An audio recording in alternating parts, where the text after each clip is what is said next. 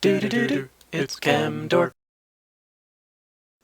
Hello everyone, this is Camdork, and welcome to episode 11 of season 3 of my Buildcraft, where we play Minecraft with the mods Buildcraft, Railcraft, and Forestry.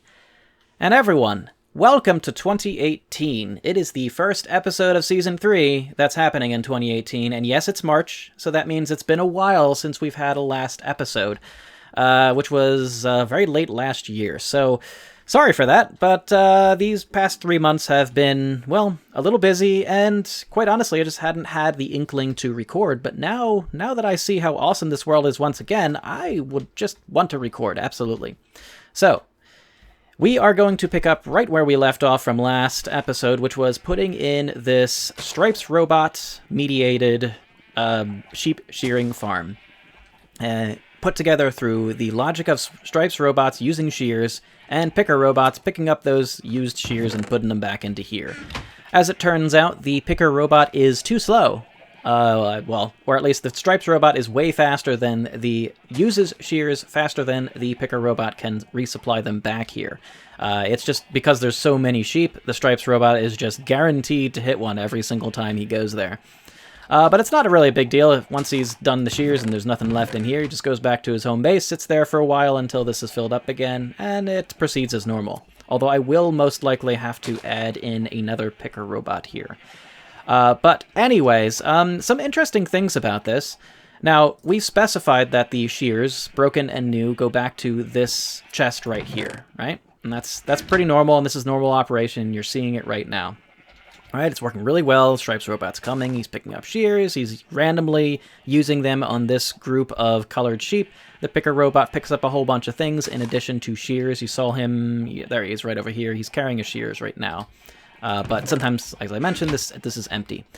And usually the Picker robot drops off all the wool and extra other stuff, like the eggs that he's picking up too, in this chest right here. But sometimes we get a broken shears in this chest. So why? Well, remember the robot logic is that robots, when they decide that they have to do something and they look for something to do, they go to the nearest place, the nearest viable place. Now, for this docking station, we did not specify any type of item in particular, which means any item can go here. So that means that if the robot is closer to this station, he'll drop it off here. And when that happens is when the Picker robot is out of energy and it needs to be resupplied with some. So we might fix that, but in any case, it's not really a big deal right now. I just manually go through, and anyways, this inventory is not going to be, this chest is not going to be here. I'm going to have another spot for the robot to drop off items, but that's for a later episode. In fact, this whole area right here we're going to redo, but that is again for another episode. What we will do, however, is fix some of the problem of having to flip this switch. I don't like to have to turn this off and on manually to get power to the tree farm and the robots. Generally, it's always on, so that's good, but I want it to be a little smarter. So we're going to add some intelligence right here through pipe gates. We are also going to build a little thing in the base, and we're going to do a little bit of science if we have time for it at the end. Okay, so that's what's in store for this episode. I'll be right back, and we'll get to going on this this robot logic here. Okay? See you in just a second. So the first little thing we're going to do today is make this system automatic, and that is make sure that we can supply power to our robots when it is needed, and supply power to the tree farm and the veggie farm when it is needed without having to flick this switch whatsoever. It just happens automatically. And that means we turn on and off these engines as they are needed. Most of the time they are needed a little bit, but sometimes, nothing needs power, and why would I run these engines? So, how do we do it? Well, we're going to be doing it with pipe gates and pipe wires and all sorts of triggers and all sorts of fun logic. Because the nice thing is that anytime you have something connected to a kinesis pipes monitor whether or not the stuff connected to them is requesting power. And you can tap into that with the pipe gate trigger that says power requested. And you see it's kind of flashing here. I believe that's because either the robots or the tree farms are just kind of like every now and then requesting a little bit of power, and, well, it flashes. it's okay. This should still work, even though it's going to be a little bit, well, seizure-inducing, and you'll see what I mean in a second. So if I say send out a blue pipe signal, well, look at that. Hooray! Sometimes it's more solid than others, but it's a sporadic signal. Now, luckily, putting out a sporadic signal, we can tap into this sporadic signal, I should say, and say if a blue pipe signal is on, put out a redstone signal, and as you can see, the engines start to go. And so we can say this is now set up to be all right. That's it. That's all we have to do in order to make sure that the engines supply power when it is requested. So that means when no power is requested, no redstone signal is going to be sent to these engines, and therefore they'll be off. Now, it sounds fine, but what happens when these engines are on for quite a while and they get really hot and they turn from a blue stage right now, nice and safe, to green, to yellow, to orange, and then finally to red, and then they almost explode. Well, how do we stop that? Well, we're going to have to put in another little logic here, because what we cannot say, what is not available, is to say in a trigger, have the blue pipe signal be on and not red. We can only say if it is red, green, yellow, or orange. So what we can do is we can say if the engine is red, and oh, by the way, Railcraft has its own little temperature triggers here, but we're going to use Buildcraft's. So it has blue. Right now they're green, so green is true. Orange is fine too, but when it's red, I want this to turn off. So we're going to put red, meaning red engine means send out a red pipe signal. We're going to set this to be the same thing. Red engine means put out a red pipe signal. And the nice thing about this is that with wooden pipes, the red pipe wire does not cross over, so these should behave independently, meaning that if this engine is red, but this engine is still orange or green, then this will shut off, but this one will turn on. Now, we haven't set up the other side of the logic, which is to say that the redstone signal should only be turned on when the blue signal is on and the red signal is off in this case, because remember, this red pipe signal will turn on when it is red. So we want this engine to be not red in color, therefore that means not a red pipe wire. So let's just say not a, red pipe signal off, redstone signal, okay?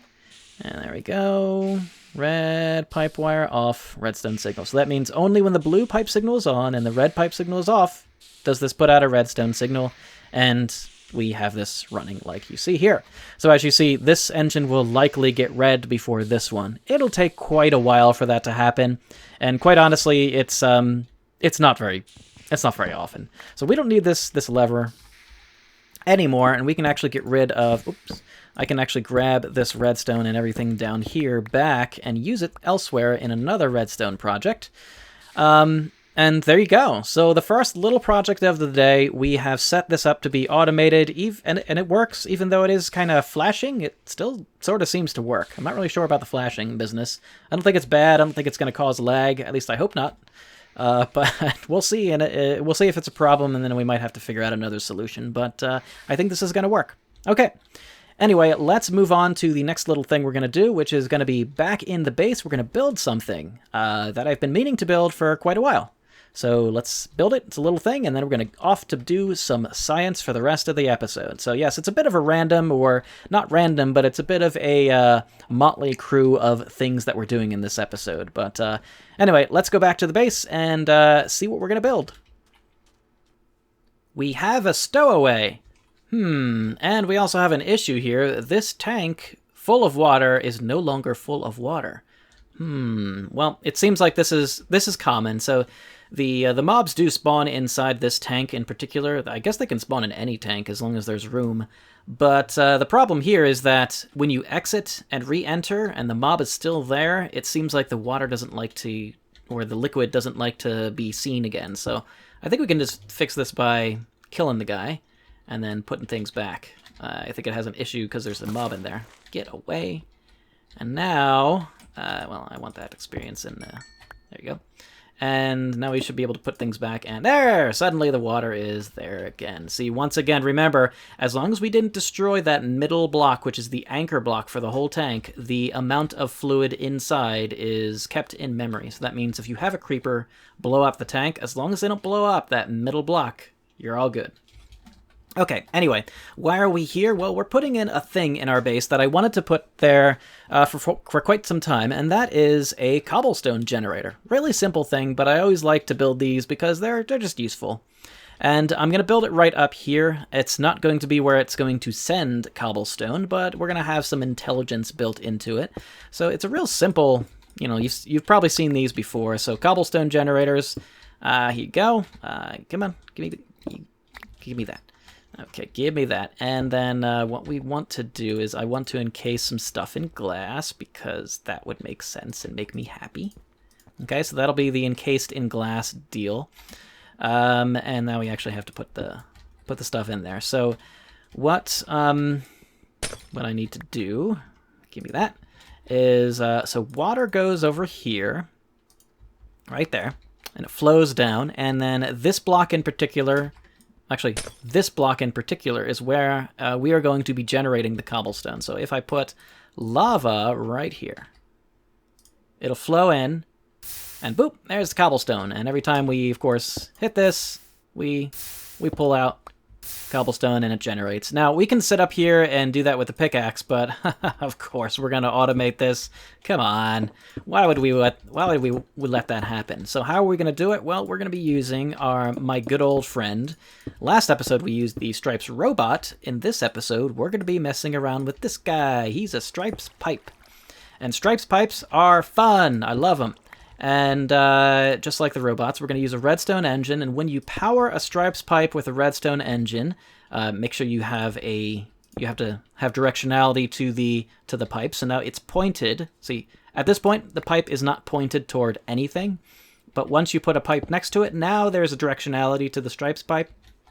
It is on that end of the pipe, and it's pointed at the cobblestone block. So if I just power this engine, so we just do this, you'll see what happens. It pulls out the block. Come on. Powered the engine. There you go. And as you see, it removes the cobblestone block. Now, this is great. So you think maybe we can make a stone generator and everything like that too? Unfortunately, no. The Stripes pipe is basically acting the same as a left click. So that means, and holding down the left mouse button. So that means when you put it next to stone, it doesn't pull out stone, it pulls out cobble, actually. So it doesn't quite work for the stone generator. We're going to do something a little different there. But that's it. That's all we're going to set. What we are going to do is use a little bit of pipe gate logic to power this thing. So since I'm going to put the pipe going down here, I'm just going to put this pipe gate right here. And what it's going to do is once it receives a red pipe wire signal, it is going to power with redstone, which will power that engine, which will pull out cobblestone. And I want this red pipe wire to only be on when there is room in a chest that's down there. So because it's fine for this thing to sit for forever if I need it to. There you go. Okay, so that's that. Let me set up the pipe, and then I'll be right back. All right, let's just continue running this pipe. And that'll do it. Oh, actually, I need to run the pipe wire too, so I think this will... Yeah, it's connected. Okay, good. And then connect the pipe wire, and we're good. Okay, so this chest is right here. It's going to be... We're kind of starting on a storage room of sorts. This will eventually be a storage room with chests underneath it as well for other things. But we're going to put a... Oh, we need a pipe gate, which is luckily right here.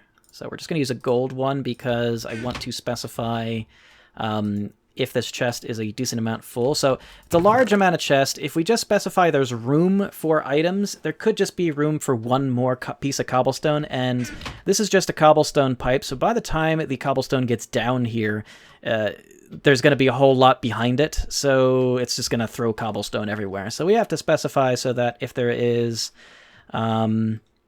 contains less than 75% of cobblestone, which is true right now, then what it's going to do is send out a red pipe signal. And so once it's doing that, that's weird. Why isn't this red? But anyways, you hear it up there. You might not hear it up there, but as you might hear, I just heard a tss, which indicates that, of course, we're sending... Oh, that's weird. Huh. Which indicates, of course, that we are sending down... some cobble. So let's see. I can see a piece right there. Well, let's go up and see it in action. See that stripes pipe in action. Real simple setup. Super useful as well. So that's that.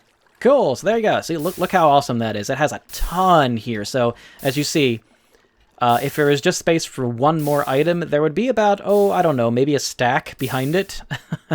This thing works really, really efficiently, so it won't be working that much after it fills up the chest. So let's go ahead and I'm gonna clean up a bit here, and then we'll move on to the last bit that we're gonna be messing with today, which is science, which I always love. So we're just gonna do a little bit of science here because I need to figure out a way of doing something that I'd like to do in the world. And, well, you'll see more a bit about it in just a minute. All right, so see you in a second. Ooh, cool. So I have a problem, guys, and the problem is this. The nether is full of all of this RNG goodness that we call lava. And my problem is getting this from the nether to the overworld without any intervention at all. So that means automated, fully automated. Can we do that? And, well, I tried to mess around a little bit with trains. As you see, I'm in a creative world right now. I tried to mess around a little bit with trains. I thought we could use trains to transport through the nether portal. It kind of works, but it kind of doesn't. And I thought it would be good to have you be along as part of the process because I realized I needed to do a little bit of science to understand a bit about what could be going wrong. And I don't know if in the end we're going to be able to do it, but the goal is to do it with the mods that we have installed. So that is Buildcraft, Railcraft, and Forestry. I know I will get suggestions from you guys to install mod such and such, which can do this for me. No. We're going to be doing whatever we can with Buildcraft, Railcraft, and Forestry. Remember, I want to build something really nice and interesting through this simplistic idea of using just a few mods. So the whole point of the situation being even possible is this guy right here. He's a world anchor, and we were using him in the, well, I've personified this block. We were using these world anchors for the pump area to pump oil, and it keeps kind of some chunks loaded around it. And yes, it does work through the through dimensions, as in it will keep portions of the nether loaded.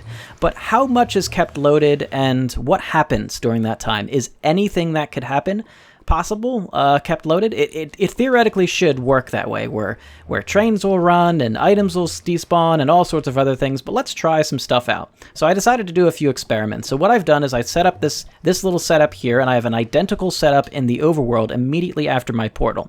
So what it is pretty simply, we have cobblestone sitting in a hopper. It's right now held in place by this redstone signal, and this chest is empty, and when I flip this, items will start to pour out of this hopper. So do that. As you see, items start to pour out, so I'll put it back. And we'll stick this back right in here. And I'm going to flick the switch really quick, jump into the overworld, and do the same thing with that one, and then we'll see, basically, as I spawn back in, if this hopper is empty when the overworld one is empty. So let's go ahead and give it a try. I'm going to turn this really quickly, go into the overworld. There we go. Flip that switch. This one's now going too. All right, so now they should be linked in part. And oh, I did remember to turn on this anchor, right? I hope so.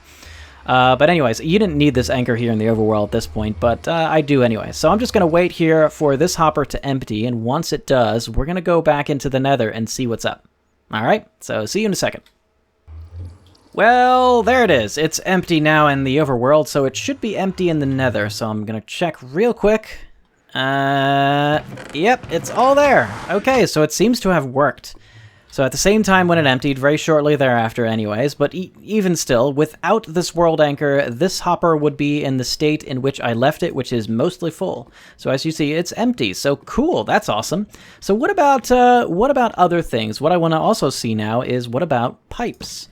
What happens when I take, say, some pipes here, We'll do an Alt-Arctic pulsar as well, and we'll just take this and move it from this chest to that chest.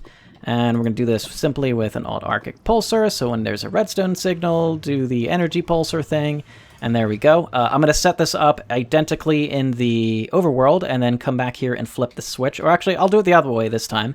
So I'll set it up in the nether. It's all set up. I'm going to do the same thing over here. Yeah, I think that was it. There it is. Same thing over here. We're going to say when there's a redstone signal, do the energy pulsar. And yeah, so that's full of those. So now we're going to flip it. It's running okay, that's good. And that world anchor is running as well as this one. And we're going to flip that, and there we go. Okay, so that means that when this is empty once again, then that means all the items should be empty from the overworld chest, and then we'll know that item transfer through pipes also works from interdimensionally. Okay, so I'll see you in a minute. Almost there. So close, so close, so close. Let's just go and see. Whoa, that is quick. Let's go see. It should be just about done. Yeah, okay, this one's done too, so cool. Yeah, it certainly definitely does work. This was started just barely before the other one, so it does work for item transfers too. So everything seems to be functioning as it should. But I guarantee you that things will get weird in just a moment. But now what about trains? Because the idea is transporting things through trains. Let's make sure that trains actually function and run in both dimensions at once, because it seems like item pipes and, you know, Buildcraft machines in general are also a part of this play as well. So it seems to work the same way for Buildcraft machines. But what about trains? So let's set up a train system so that we can guarantee that we know if a train was moving or not. It'll take me a second to set this up, but I'll be right back. Here's the setup. So this will tell us whether the trains are moving when the world anchor is going and we are not there interdimensionally, which should be pretty far away in terms of chunks. They should not be normally loaded. So the idea is that if this train goes around in this circle, it will be able to transfer, and that's the only way, it will be able to transfer this lava from here in through this fluid loader to the fluid unloader and into this tank. So we're going to have this setup started. I'm going to run into the nether portal and do run the same thing in the other one right away. And once that one's done, this one should also be done. And yeah, there we go. Okay, so it's running. Yeah, I could run the trains a little faster. I know that, but I just just it's fine. I like doing it this way. All right, so this is the idea. They will go around this loop, and only when they go around this loop can this actually happen. I think this should happen only in a few times. It shouldn't take too long. But in terms of time, it will definitely take a reasonable amount of time. So that's, as long as this thing works and it functions, it should also function in the overworld, and it should function while we're sitting here doing nothing because they're of that world anchor. All right, so I'll be back in a bit once this finishes, and then we'll go check it out. I did forget to mention that these loops are of identical size, both in the nether here and in the overworld. So it only took actually 2 tries for it to go through, basically 1.5 loops, but no, this is not working. Well, okay, for some reason it stopped there. I don't know why. Why isn't it going? Is it just locked because it's expecting more? Anyways, it doesn't matter. We might find it stalled here, but as long as there's something here and it's stalled here with some lava, that's fine. Okay. So here we go. Okay, and yeah, same exact state. Okay, so there you go. It is stalled here underneath, just like our nether one, so it's even stalled in the same way. So thus far, everything looks pretty cool. I don't know why this seems like it should work. Now, what about this critical element here? So hold on. Let's change things up just a bit, and we're going to go and see where things might go awry, or at least they had for me in the past. So let's go check it out. Just a second. Okay, so this is the real test now. Does this train go through the nether portal? So that's kind of the idea, right? We know all the elements of these things should work so far, but does this train go through the nether portal? I am going to run it only on level 2 just because I need to give myself some time to get there. And then we're going to wait, and we're going to see how long it'll take before it gets here, which shouldn't be too long. So we should just see it come out of the nether portal, right? We should see it at least appear in the nether portal. It may not do anything once it's up. There it is. There it is. All right, so thus far it seems like it should work, and yet I had some issues before. So, okay, let's go ahead and see. So he's coming out of this side. So let's go ahead and put some track. It looks like he'll be able to exist on this track and come off on this track. And let's just have him kind of continue in that direction. So let's do it again. This time, we'll do it that way. So, and as you see, the tank was full of lava, and it came back through with lava. So I'm not going to put lava in here anymore. I am going to run it on level 2. And you'll notice I do have these guys right here. We haven't been messing around with these before, but they are control tracks. The idea is because this locomotive goes through, and then it leaves the tank behind it. Well, you'll kind of see. We'll get there, probably. So let's do it again. Let's get through here. We know it should come out this way, so let's go ahead and see. And there it is. Oh, you little devil, you. I thought you were coming out this side. Okay, let's go ahead and try that again. Well, it turns out that if you try it again, you find out that it comes out whichever side is not, doesn't have a cart on it. So let's just do both. Let's send both here. Here. Wait, hold on. There's a way to do this. There it is. That's the way. Okay, that's what I wanted to do. And let's see. Tools. All right, flint and steel. Let's do this. Make it happen. Okay, now let's do it 1/3 and final time here, and now it should come out that way, right? So, like I mentioned, it's forced to go out onto a track now. Okay, so let's go. All right. Let's give it a little time, a little lead time. And now let's see what's up. So he should come out on this side. And as you notice, it actually came out on the other side. Okay, well, let's force this train. Let's force the train now to make sure that it comes out. Oops. Well, that's fine.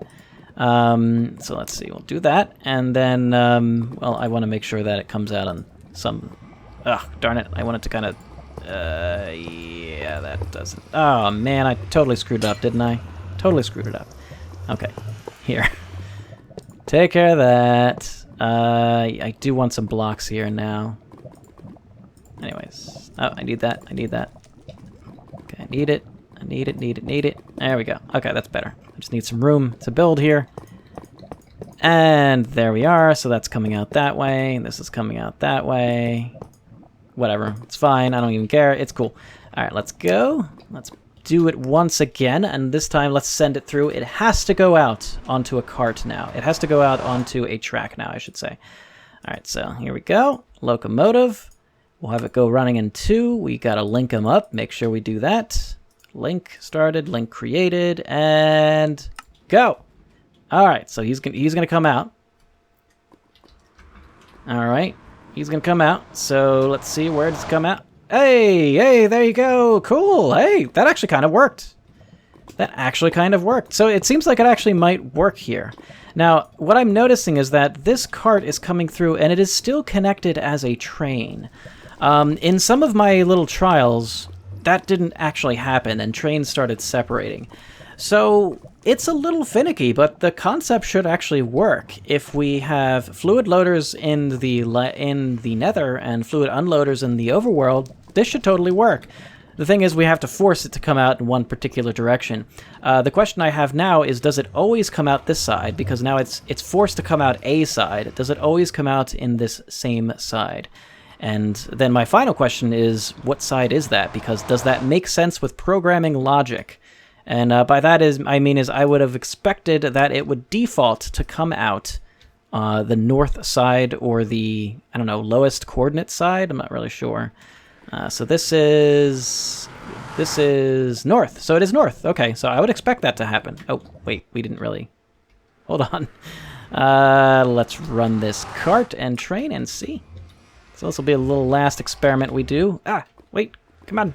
Bah. He's still probably going to come out this side. Yes, and he came out the same way on the cart. Okay, cool. And now we're pushing things into the... There you go, pushing things into the lava.